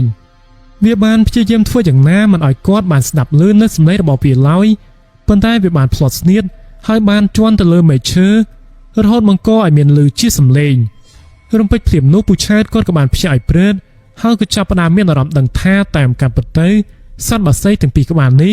វាគ្រាន់តែជាការបញ្ឆោតបង្វែរអារម្មណ៍របស់គាត់តែប៉ុណ្ណោះសភាវៈដែលបង្កឲ្យមានគ្រោះថ្នាក់បំផុតនោះវាគឺស្ថិតនៅខាងក្រោមដើមឈើនេះទៅវិញទេសត្វខ្លារបស់មានធំមួយក្បាលវាបានមកលើសម្លេងចេញមកដើម្បីគំរាមស្មារតីហើយវាក៏បានដឹងច្បាស់ណាស់ថាពូឆាតប្រកាសជាបានឮនៅសម្រាប់ជើងរបស់វាដែរហើយវាបានព្យាយាមសម្រុកឡើងមកខាងលើដើមឈើមួយដើមនោះរំពេចភ្លាមនោះវាក៏បានឡើងមកដល់ខាងលើបានប្រហែលជាជិត3ម៉ែត្រវាឡើងមកបានតែប៉ុណ្ណេះទៅហើយតម្រាំតែពូឆាតបានតម្រង់កំភ្លើងទៅរកវាគាត់ជាតម្រង់ទៅរកក្បាលរបស់វាដែរតែក៏ត្រូវបានវាគេចផុតនៅទីបំផុតពូឆាតគាត់ក៏បានកេះកាយកំភ្លើងបាញ់ទៅត្រូវនៅត្រង់បរិវេណស្មារបស់វាផងដែរតែមិនមាននរណានឹកស្មានដល់ទេថាក្រកំភ្លើងនេះវាមានអំណាចអានុភាពខ្លាំងដល់កម្រិតណានោះទេជាធម្មតាទៅសត្វខ្លាដែលតោងឡើងមកបែបនេះគូផ្សំជាមួយនឹងកម្លាំងដុំហេមៀរាងកាយដ៏មមុនរបស់វាក្រកំភ្លើងត្រូវនៅត្រង់ចំណុចដងខ្លួនក៏ច្បាស់ជានឹងមិនអាចធ្វើអ្វីវាបានឡើយប៉ុន្តែនេះក្រកំភ្លើងវាបានទៅត្រូវនៅត្រង់ចំណុចស្មារបស់វារហូតធ្វើឲ្យវាបានធ្លាក់ចុះមកខាងក្រោមប្រៀបហាក់បីដូចជាមានគេចាប់ទម្លាក់របស់ធ្ងន់រាប់សិបគីឡូទៅលើខ្លួនរបស់វាចឹងអញ្ចឹងនៅពេលនោះពូឆាតគាត់ក៏បាននឹកឆ្ងល់ផងដែរចំពោះភាពអស្ចារ្យនៃក្រកំភ្លើងដែលគាត់កំពុងតែប្រើប្រាស់ហេតុអ្វីបានជាក្រកំភ្លើងនេះវាមានអំណាចអានុភាពខ្លាំងពូកែបែបហ្នឹងព្រាមនោះសត្វខ្លាដែលមានរបួសស្រាប់ទៅហើយវាក៏ស្រាប់តែបានព្យាយាមស្ទុះចេញពីទីកន្លែងនោះសាជាថ្មីម្ដងទៀតប៉ុន្តែម្ដងនេះវាប្រៀបហាក់បីដូចជាវាមានរបួសយ៉ាងធ្ងន់ធ្ងរណាស់អញ្ចឹងវាមិនអាចធ្វើបំលាស់ទីបានលឿនរហ័សដោយការពីពេលលើកមុនទៀតនោះទេនេះគឺជាមូលហេតុដែលពូឆាតគាត់មានឱកាសសម្រាប់បាញ់ទៅលើវាបន្ថែមទៀតក្រោយមកមិនយូរក្រកំភ្លើងមួយគ្រាប់ទៀតក៏បានទៅត្រូវនៅត្រង់ខ្នងរបស់វារហូតមកដល់ឲ្យវាត្រូវផ្ចុចខ្លួនទៅនឹងដីទោះបីជាបែបនេះក៏ដោយ វាក៏នៅតែអាចសរសៀរខ្លួនទៅនៅក្បែរនឹងច្រាំងថ្មមួយហើយព្យាយាមរត់គេចចាក់ចេញពីភ្នែករបស់ពូឆាតទៅវិញបាត់ទៅកាលពីពេលបាញ់មិញនេះបើសិនជាគាត់ភ្លេចខ្លួនតែត្រឹមមួយពពេចភ្នែកនោះសត្វខ្លាវាក៏ច្បាស់ជាអាចឡើងមកចាត់ការគាត់បានបាត់ទៅហើយដោយសារតែសត្វខ្លាវាបានធ្វើបំណាទីមកនៅក្បែរនឹងដើមឈើរបស់គាត់ដោយគាត់មិនបានដឹងខ្លួននេះក៏អាចនិយាយបានថាជាសំណាងរបស់គាត់ទៅហើយដែលវាបានជន់ទៅលើមេឈើស្ងួតបន្លឺសម្លេងឲ្យគាត់បានដឹងបើសិនជាវាមិនជន់ឲ្យគាត់ឮទេប្រកាសណាស់វាក៏នឹងប្រើប្រាស់ល្បឿនលឿនរបស់វាឡើងមកដើម្បីចាត់ការពូឆែតហើយគាត់ក៏នឹងត្រូវចាប់ដោយកញ្ញាំនឹងចង្កូមដ៏មុតស្រួយរបស់វាជាក់ជាមិនខានឡើយពូឆែតគាត់ជឿជាក់ថាសត្វខ្លាមីក្បាលនេះវាមិនអាចទៅណាឆ្ងាយបានទៀតនោះទេព្រោះអនុភាពនៃគ្រាប់កំភ្លើងតាំងតែពីគ្រាប់ការពីពេលបាញ់មិញនេះវាក៏បានធ្វើឲ្យគាត់ដឹងច្បាស់ណាស់ថាសត្វខ្លានេះវាមិនអាចព្យាបាលរបួសរបស់វាបានលឿនរហ័សនោះទេហើយម្យ៉ាងវិញទៀតវាប្រកាសជាមានរបួសធ្ងន់និងមិនអាចធ្វើដំណើរទៅដល់បានឆ្ងាយទៅតាមចិត្តរបស់វាទៀតឡើយគ្រាប់កំភ្លើងទាំងពីរគ្រាប់នេះនឹងបង្កឲ្យវាមានភាពឈឺចាប់ពេញមួយយប់មិនអាចឲ្យវាធ្វើដំណើរចាក់ចេញទៅវិញបានឡើយហើយមួយទៀតវាក៏មិនអាចឡើងមកខាងលើដើមឈើដែលពូឆាតបានសាងសង់ជាថ្នាក់បានទៀតនោះទេក្រោយមកពូឆាតគាត់ក៏បានសង្ងំសម្រាកនៅខាងលើថ្នាក់លើកនេះគាត់សម្រាកដោយពេញភ្នែកនិងអាចទុកចិត្តបាន 100% ថាសត្វខ្លាមីក្បាលនឹងវាមិនអាចត្រឡប់មកចាត់ការគាត់បានទៀតនោះទេបន្ទាប់មកគាត់ក៏បានចូលសម្រាកលុះរហូតឈានមកដល់ពេលទីភ្លឺនៅម៉ោងប្រហែលជា5នៅពេលសត្វមាន់ព្រៃចាប់ផ្ដើមរងាវយ៉ាងលាន់ឮកូនរំពងពេញព្រៃហើយនោះគាត់ក៏បានភ្ញាក់ដឹងខ្លួនបន្ទាប់មកគាត់ក៏បានលុបលាងមុខផឹកទឹកបន្តិចរងចាំលុះរហូតឈានមកដល់ពេលមេឃភ្លឺច្បាស់ទើបគាត់បានសម្រេចចិត្តចុះទៅខាងក្រោមថ្នាក់ក្រោយពេលបានចុះទៅដល់ខាងក្រោមដើមឈើហើយ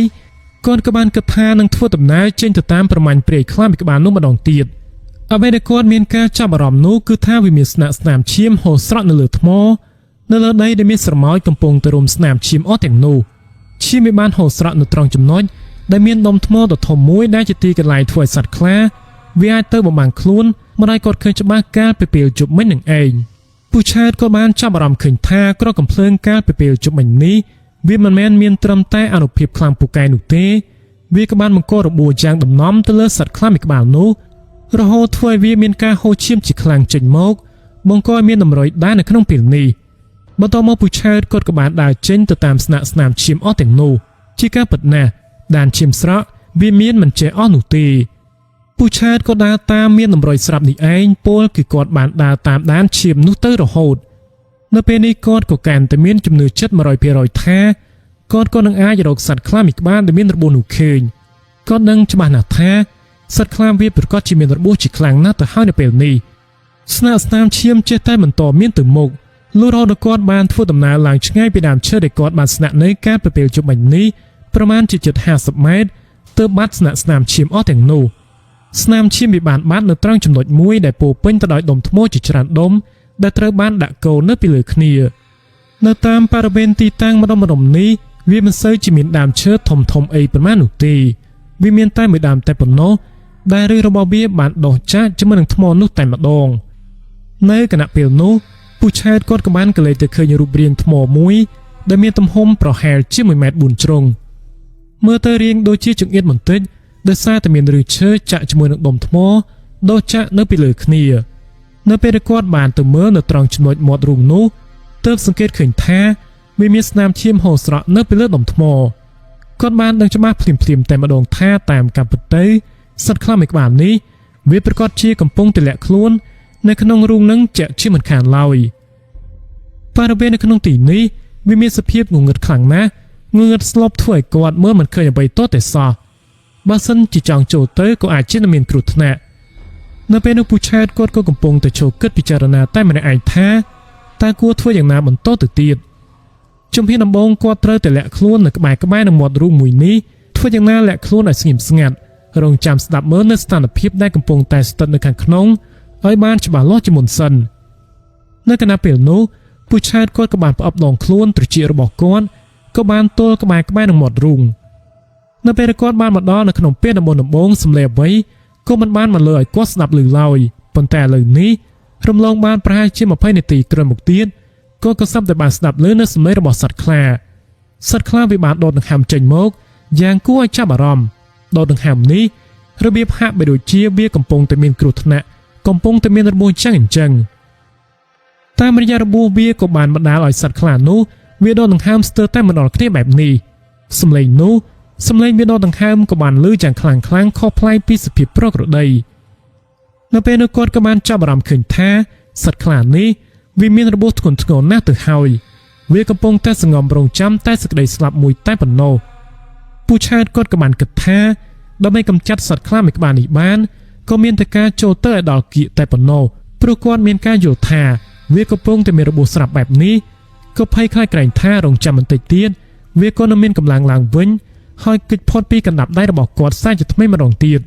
មួយសន្ទុះក្រោយមកទៀតមិនយូរគាត់ក៏បានច្នៃបង្កើតបានទៅជាភ្លើងចន្លោះមួយបន្តមកទៀតពូឆាតគាត់ក៏បានរកសម្ភារៈចាំបាច់មួយចំនួនដែលអាចប្រើការបានក៏បានគិតរកវិធីផ្សេងដោយមិនចង់ចូលទៅខាងក្នុងនឹងនោះទេក៏ក្រែងថាវាអាចជាមានគ្រោះថ្នាក់ដូច្នេះហើយគាត់ក៏បានរៀបចំលក្ខណៈដើម្បីធ្វើយ៉ាងណាដុតភ្លើងចូលទៅខាងក្នុងល្អាងនោះតែម្ដងកាលណាដែលមានភ្លើងឆេះវាក៏នឹងធ្វើឲ្យសត្វខ្លាវាមិនអាចបន្តនៅតទៅទៀតបានទេហើយនៅពេលនោះវាក៏នឹងស្ទុះចេញមកខាងក្រៅវិញជាក់ជាមិនខានអ្វីគ្រប់យ៉ាងវាមានសភាពដូចជាគាត់បានស្មានទុកចឹងអញ្ចឹងក្រោយពេលដែលគាត់បានទៅរកឈើស្ងួតនិងរបស់ចាំបាច់មួយចំនួនដែលអាចដុតចូលទៅក្នុងល្អាងនោះបានហើយអណ្ដាតភ្លើងក៏បានឆាបឆេះយ៉ាងសន្ធោសន្ធៅដោយសារតែគាត់បានគិតស្មានថានៅក្នុងល្អាងនេះជម្រៅរបស់វាគឺជ្រៅបំផុតហើយគឺត្រឹមតែ3ម៉ែត្រអីហ្នឹងគឺអស់ហើយដូច្នេះហើយគាត់ក៏បានព្យាយាមដុតយ៉ាងណាធ្វើឲ្យវាក្តៅនៅពេលនោះអណ្ដាតភ្លើងវាក៏កាន់តែឆាបឆេះខ្លាំងសត្វខ្លាវាមិនអាចត្រាំត្រែងបានជាមួយនឹងកម្ដៅវាក៏បានស្រែកបញ្ចេញសំឡេងចេញមកឡើងលាន់លឺត្រហឹងពីពេញល្អាងភ្នំមួយនោះតែម្ដងពូឆាតគាត់ក៏បានកាន់កំភ្លើងរងចាំវានៅខាងក្រៅបរិវេណល្អាងគាត់បានគិតថាសត្វខ្លាមួយក្បាលនឹងវាមិនអាចត្រាំត្រែងស្ថិតនៅខាងក្នុងបានយូរតទៅទៀតនោះទេបើសិនជាភ្លើងនៅតែបន្តឆេះបែបនេះតែបន្តិចទៀតនោះវាក៏នឹងស្ទុះចេញមកជាក់ជាមិនខានបើសិនជាវាមិនព្រមចេញមកខាងក្រៅទេភ្លើងក៏ប្រកាសជានឹងឆាបឆេះវាស្លាប់នៅខាងក្នុងនឹងជាក់ជាមិនខានឡើយអ្វីគ្រប់យ៉ាងវាក៏បានប្រព្រឹត្តទៅដូចជាពូឆាតក៏បានគិតទុកយ៉ាងពិតប្រាកដមែនរំពេចភ្លាមនោះសត្វខ្លាដោយវាមិនអាចត្រាំត្រែងជាមួយនឹងកម្ដៅភ្លើងបានគួបផ្សំជាមួយនឹងសារធាតុរបស់សត្វព្រៃដែលវាមិនចូលចិត្តភ្លើងស្រាប់ផងនោះវាក៏ស្រាប់តែបានស្ទុះចេញមកខាងក្រៅតែម្ដងវាបានស្ទុះចេញមកឆ្លងកាត់តាមបណ្ដាតភ្លើងរហូតធ្វើឲ្យភ្លើងនោះបានឆាបឆេះទៅលើរោមដងខ្លួនរបស់វានៅខណៈពេលនោះវាក៏មានលក្ខណៈប្រកាច់ប្រកិននៅលើដីលូតរហូតទាល់តែភ្លើងដែលកំពុងតែឆេះនៅលើរោមរបស់វានោះបានរលត់អស់ទៅវិញពូឆាតគាត់មិនតាន់បាញ់ភ្លាមនោះទេដោយសារតែសត្វខ្លាមួយក្បាលនឹងវាកំពុងតែប្រកាច់ប្រកិននៅពេញនឹងបើសិនជាគាត់បាញ់ទៅក៏ខ្លាចក្រែងថាវាមិនត្រូវចំចំណុចសំខាន់របស់វាបន្តមកក្រោយពេលដែលសត្វខ្លាវាបានព្យាយាមងើបមកវិញពូឆាតគាត់ក៏បានកេះកែងកំភ្លើងចំណែកឯក្រុមកំភ្លើងនោះវាក៏បានទៅត្រូវនៅត្រង់ស្មារបស់វាមួយចំហៀងទៀត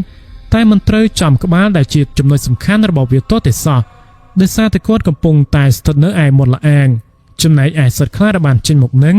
វាក៏បានបែកខ្នងដាក់គាត់ដូច្នេះហើយគាត់បាញ់មិនត្រូវចំចំណុចសំខាន់របស់វានោះទេប៉ុន្តែចំពោះក្រុមកំភ្លើងនេះវាក៏បានធ្វើឲ្យសត្វខ្លាដែលមានមាឌធំស្ទើរតែប៉ុនគោបីជំទង់មួយក្បាលនេះបានខ្ទាតផ្លោងទៅប្រហែលជា 3-4 ម៉ែត្រទៀតឯណោះសត្វខ្លានៅពេលវាបានខ្ទាតចេញទៅបែបនេះវាក៏បានទៅបាំងខ្លួននៅត្រង់ដុំថ្មមួយផ្ទាំងប៉ុន្តែវាមិនទាន់អាចរត់គេចចាក់ចេញទៅណាបាននោះទេនៅខណៈពេលនោះពូឆាតគាត់មិនទាន់បានទៅណានោះដែរគាត់កំពុងតែកាន់កំភ្លើងខ្លាចក្រែងថាសត្វខ្លាមួយក្បាលនេះវាក៏នឹងរត់ទៅតាមទិសដៅផ្សេងទៀតប៉ុន្តែចំពោះសត្វខ្លាដែលវាកំពុងតែបញ្ចេញសម្លេងចេញមុខតិចស្ថិតនៅត្រង់ចំណុចដុំថ្មដែលមានទំហំមិនសូវជាធំប៉ុន្មានតែក៏អាចជាល្មមអាចបាំងខ្លួនវាបាននឹងពូឆាតគាត់ក្រៀងដូចជារៀងញ័រដៃបន្តិចដែរបន្តមកគាត់ក៏បានដើរចូលទៅខាងក្នុងទាំងដៃរបស់គាត់កំពុងតែរេកំភ្លើងឆ្វេងស្ដាំទៅវិញទៅមករីឯញើសរបស់គាត់វិញវាក៏ចេះតែហូរស្រក់មកខាងលើផ្ទៃមុខរបស់គាត់ដោយសារតែបរិវេណនៅទីនោះវាកំពុងតែមានសភាពក្តៅដោយសារតែគាត់បានដុតនៅខាងក្នុងល្អាងនឹងឯងដោយសារតែគាត់មានការធ្វើប្រហែលតែបន្តិចបន្តួចបែបនេះសត្វខ្លាវាក៏បានលោបចូលមកនៅក្បែរនឹងខ្លួនរបស់គាត់វាបានលោបចូលមកកាន់តែគៀកទៅលុះនៅពេលវាបានព្យាយាមរំកិលចូលមកដល់ជិតក្លិនឈ្ងៀមនៃភ្លើងដែលបានឆាបឆេះទៅលើរោមរបស់វានឹងក៏ជាទៅសាយភៀចេញមករកធ្វើឲ្យគាត់បានយកដៃមកគប់ច្រមុះ ในขณะពេលនោះสัตว์คลาដែលមានរបួសស្រាប់មួយក្បាលនេះវាក៏បានប្រើប្រាស់កម្លាំងចុងក្រោយរបស់វាស្ទុះលោតចេញមកយ៉ាងពេញមួយទំហឹងវាបានស្ទុះមកទះកំភ្លើងរបស់ពូឆើតរហូតធ្វើឲ្យគាត់បានជ្រុះកំភ្លើងចេញពីដៃតាមការពិតទៅការពីអបាញ់មិញនេះពូឆើតគាត់ក៏បានបាញ់ដែរប៉ុន្តែគ្រាប់កំភ្លើងរបស់គាត់បាញ់មិនត្រូវសត្វខ្លានឹងនោះទេភ្លាមៗនោះនៅពេលដែលមើលទៅឃើញថាពូឆើតបានធ្លាក់កំភ្លើងចេញពីដៃហើយបែបនេះសត្វខ្លាវាក៏បានខាំកំភ្លើងនិងប្រើប្រាស់កម្លាំងជើងចុងក្រោយរបស់វាវាកាច់បំបាក់កំភ្លើងរបស់គាត់ចោលតែម្ដងបន្ទាប់មកវាក៏បានងាកសម្លឹងដោយការប្រើប្រាស់ខ្សែភ្នែកដ៏កាចសាហាវរបស់វាសម្លឹងមើលមុខរបស់លោកពូឆើតដោយមិនញញើតពូឆើតដែលនៅពេលនេះមិនមានកំភ្លើងនៅក្នុងដៃគាត់ក៏មិនបានដកថយឬមួយក៏មានការខ្លាចរអាចំពោះសត្វខ្លាមួយក្បាលនឹងទាល់តែសោះ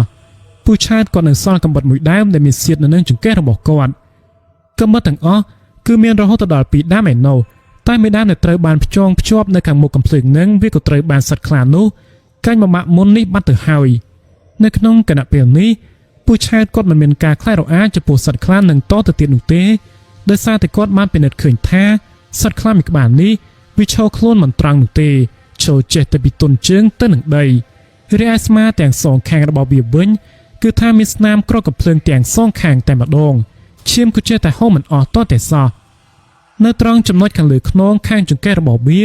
ក៏សសឹងតែមានស្នាមក្រកកំភ្លើងផងដែរតាមរយៈលក្ខណៈរបបបែបនេះវាក៏បានធ្វើឲ្យសត្វខ្លាមួយក្បាលនេះវាមិនមានកម្លាំងពេញលេញនោះទេចំណែកឯពូឆើតនៅពេលគាត់បានឃើញស្ថានភាពល្អបែបនេះគាត់ក៏រៀងដូចជាមានកម្លាំងចិត្តនិងមានស្មារតីឡើងវិញបន្តិច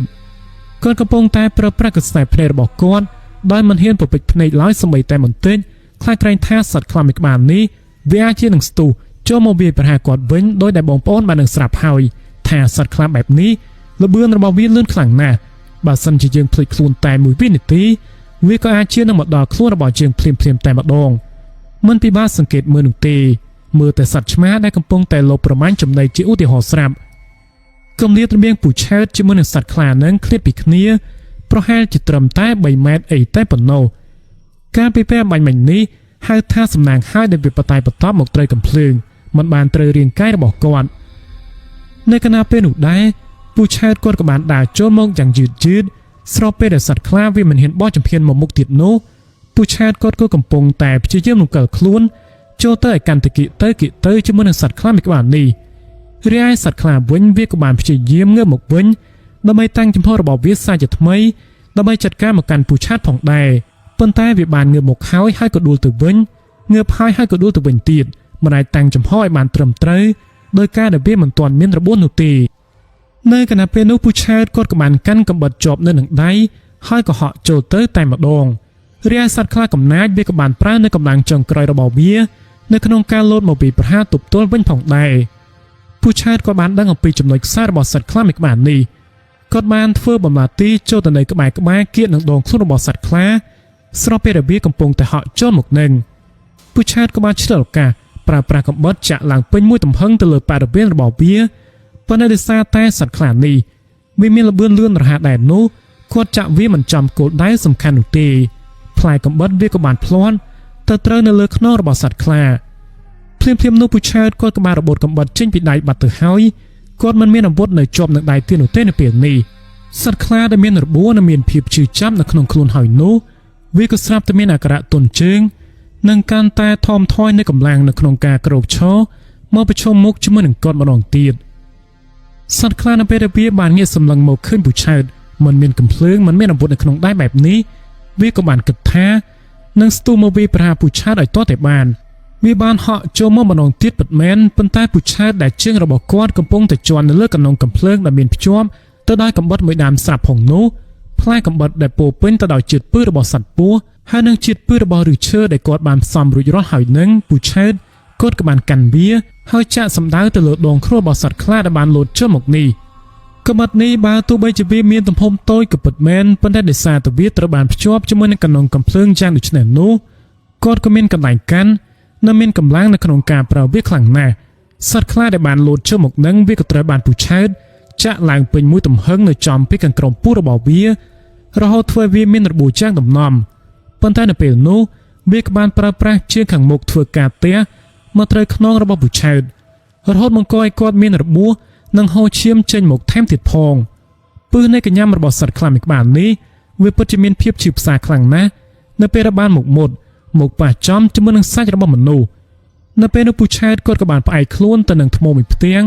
រីឯសត្វខ្លានោះវិញវាក៏កំពុងតែប្រកាច់ដោយសារតែនៅពេញទាំងរាងកាយរបស់វាគឺថាមានរបួសស្ទើរតែគ្រប់ទីកន្លែងនៅពេលនេះវាមិនមានកម្លាំងនៅក្នុងការក្រោមតស៊ូជាមួយនឹងពូឆែតដោយការពីលើកមុនទៀតនោះទេចំណែកឯពូឆែតវិញគាត់ក៏មានរបួសដូចគ្នាផងដែរបានឃើញអាការល្អបែបនេះគាត់ចង់បញ្ចប់ជីវិតសត្វខ្លាមួយក្បាលនេះយ៉ាងខ្លាំងតែគួរឲ្យសោកស្ដាយដោយគាត់មិនមានអាវុធនៅក្នុងខ្លួនទៀតទេកំបិតទាំងពីរដើមរបស់គាត់ដែលបានភ្ជាប់មកតាមខ្លួននៅពេលនេះវាក៏ត្រូវបានគាត់ប្រើប្រាស់ចាក់ជាប់ជាមួយនឹងដងខ្លួនរបស់សត្វខ្លានោះទៅហើយបើទោះបីជាមិនមានអាវុធនៅក្នុងដៃបែបនេះក៏ពិតមែនពូឆែតគាត់ក៏នៅតែព្យាយាមចូលទៅនៅក្បែរនិងដងខ្លួនរបស់សត្វខ្លាមួយក្បាលនឹងតែម្ដងសត្វខ្លាដែលមិនអាចងើបឈរមកបានមួយក្បាលនេះវាក៏បានត្រឹមតែបញ្ឈរជើងមុខតែប៉ុណ្ណោះពូឆែតក៏បានមើលឃើញកាំបិតរបស់គាត់ដែលបានជាប់នៅជាមួយនឹងកំភ្លើង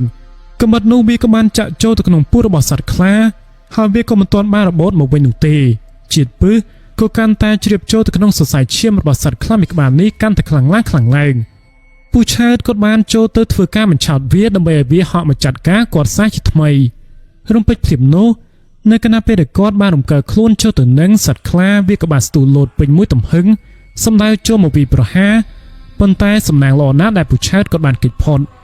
រាងកាយរបស់សត្វខ្លាបានធ្លាក់ទៅកលើដុំថ្មមួយហើយក៏បានបណ្ដាលឲ្យកំបិតចុងកណ្ដុងកំភ្លើងដែលបានភ្ជាប់នោះចាក់ចូលទៅក្នុងខ្លួនរបស់សត្វខ្លានោះកាន់តែជ្រៅទៅមួយកម្រិត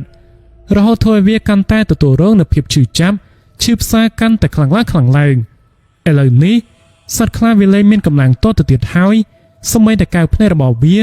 ក៏វាមិនអាចបើកបានផងវាបានត្រឹមតែដកដង្ហើមចេញមកតិចដោយមិនអាចធ្វើសកម្មភាពអ្វីបន្តទៅទៀតបានឡើយព្រោះដែលហេតុថាកំពុងតែមានរបួសធ្ងន់ធ្ងរនិងមានភាពហត់នឿយអស់កម្លាំងនៅពេលដែលពូឆែតបានមើលឃើញថាសត្វខ្លាមួយក្បាលនេះវាមិនអាចស្ទុះមកប្រយុទ្ធជាមួយនឹងគាត់បន្តទៀតបានគាត់ក៏បានដើរចូលទៅយ៉ាងយឺតគាត់បានទៅចាប់ដកកំបិតដែលកំពុងតែជាប់នៅលើខ្នងរបស់សត្វខ្លារីឯសត្វខ្លាមួយក្បាលនោះវាក៏បានត្រឹមតែស្រែកក្រហមចេញមកតិចតែប៉ុណ្ណោះនៅគណៈពេលនោះពូឆែតក៏បាននិយាយទៅកាន់សត្វខ្លាដែលរៀបតែនឹងផុតដង្ហើមបែបនេះថាយើងមិនបានដឹងថាឯនេះវាបានប្រមាញ់ជីវិតមនុស្សអស់ប្រមាណអ្នកនោះទេរួមទាំងឪពុករបស់យើងផងថ្ងៃនេះគឺជាថ្ងៃអន្សាររបស់ឯងហើយបន្ទាប់ពីបានពោលចេញមកបែបនេះចប់ពូឆែតគាត់ក៏បានជៀសដៃឡើងពេញមួយទំហឹងមុននឹងគាត់បានចាក់ទៅលើកញ្ចឹងករបស់ព្រៃខ្លាមួយក្បាលនោះរំពេចភ្លាមនោះមិនមកអង្គយូរពូឆែតគាត់ក៏បានបន្តចាក់វាអស់ជាច្រើនកំបិតបន្ថែមទៀតលុះរហូតដល់អាយុជីវិតចុងក្រោយរបស់វាបានឈានចុះមកដល់ក្រោយមកបានមួយសន្ទុះពូឆែតគាត់ក៏បានចាត់ការប្រលះស្បែករបស់វាពោពេញទៅដល់អារម្មណ៍ខាងក្រោតនៅពេលគាត់កំពុងតែប្រលះស្បែករបស់សត្វខ្លាវាក៏សាប់តែសត្វបក្សីចំនួន2ក្បាលបានហោះហើរចេញមកពីកលើដើមឈើនៅក្បែរនោះតាមការពិតទៅពួកវាគឺជាសត្វកងគួចដែលតែងតែហើរមកតាមព្រៃខ្លាមួយក្បាលនេះនឹងឯងបន្តមកទៀតពូឆែតគាត់ក៏បានដាំបាយធ្វើម្ហូបនៅក្បែរនឹងដងខ្លួនរបស់សត្វខ្លាដែលកំពុងតែដេកងាប់នៅលើដីនោះតែម្ដងគាត់បានដាំបាយហូបដើម្បីឲ្យមានកម្លាំងបន្តិចសិនចាំគិតថានឹងយកសាកសពរបស់សត្វខ្លានោះធ្វើដំណើរជុតក្នុងភូមិនៅពេលបានបាយសម្លឆ្អិនអស់ហើយនៅគណៈពេលដែលកំពុងតែអង្គុយហូបតែម្នាក់ឯងនឹងវាក៏ស្រាប់តែមានវត្តមានរបស់បរិមម្នាក់ដែលកំពុងតែស្ពីកំភ្លើងឡើងមកពីខាងលើជើងភ្នំឡើងមកខាងលើទីនេះមកដល់នៅត្រង់ចំណុចដែលគាត់កំពុងតែស្នាក់នៅបរិមម្នាក់នេះគាត់មានឈ្មោះថាពូដាំគឺជាមនុស្សជិតស្និទ្ធជាមួយនឹងពូឆែតនឹងឯងចំពោះអ្វីដែលពូឆែតគាត់បានផ្ដាំផ្ញើជាមួយនឹងប្រពន្ធកូននោះគឺគាត់បាននិយាយឲ្យថាបើសិនជាមិនទាន់គ្រប់ចំនួន2ថ្ងៃទេមិនឲ្យលោកពូដាំតាមទៅរកគាត់ឡើយឥឡូវនេះពូដាំគាត់ក៏បែរជាតាមមកយ៉ាងបែបនេះទៅវិញពូឆែតក៏ស្គាល់ច្បាស់ខ្លាំងណាស់ថានេះគឺជាលោកពូដាំយ៉ាងពិតប្រាកដមែនមិនមែនជាសភាវៈដតីដែលបាននិមិត្តខ្លួនធ្វើជាពូដាំនោះទេពូដាំបានឡើងភ្នំមកតែម្នាក់ឯងដោយនៅក្នុងខ្លួនរបស់គាត់ក៏មានកំភ្លើងមួយដាំផងដែរនៅពេលដែលបានឡើងមកដល់ពូឆែតគាត់ក៏បានសាកសួរទៅកាន់គាត់ថាសម្លាញ់ហេតុអ្វីបានជាឯងមករកជាងបែបនេះក្រែងយើងបានផ្ដាំប្រពន្ធរបស់យើងហើយថាបើសិនជាមិនលើស2ថ្ងៃទេមិនឲ្យឯងតាមមករកយើងឡើយនេះសំណាងហើយដែលឯងមកចំពេលថ្ងៃបើសិនជាឯងមកនៅក្នុងពេលជប់នោះយើងប្រកាសជានឹងសម្លាប់ឯងជាក់ជាមិនខានព្រ ព្រោះគិតថាគឺជាព្រាយខ្លាមកឡំខ្លួនមកនៅគណៈពេលនោះពូដាំគាត់ក៏បានឆ្លើយតបទៅវិញថាម៉េចឯងសម្រាប់អញមែនទេឯងមើលសភាពរបស់ឯងនៅក្នុងពេលនេះទៅកំភ្លើងក៏បានបាក់ដងខ្លួនក៏មានរបួសទៀតអាចធ្វើអ្វីយើងបានទៅពលចេញមកបែបនេះចប់ពួកគាត់ក៏បាននាំគ្នាសើចសប្បាយក្រោយពេលដែលបានហូបអាហារជុំគ្នាហើយនោះសម្លាញ់ទាំងពីរនាក់ក៏បាននាំគ្នាធ្វើដំណើរត្រឡប់ទៅផ្ទះវិញប្រកបទៅដោយសុវត្ថិភាពចំណែកឯពូឆើតគាត់ពិតជាសប្បាយចិត្តខ្លាំងណាស់ចំពោះការដែលគាត់បានសងសឹកជូនវិញ្ញាណរបស់ពុកដែលត្រូវបានសត្វខ្លាវាយប្រហារកាលពីរយៈពេល20ឆ្នាំជាងមុន